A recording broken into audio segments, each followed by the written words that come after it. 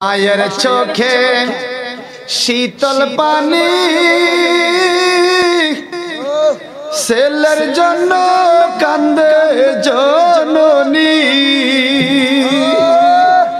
ছেলে মারা গেলে মায়ের চোখের পানি শুকায় না, জানে শুধু জনম দুঃখী মা। সবাই কোন তো মা পুত্র হারা বেদন কেমন ভাবে কেউ তো জানে না। বলেন পুত্র হারা বেদন কেমন ভাবে কেউ তো জানে না, জানে শুধু জনম দুঃখী মা।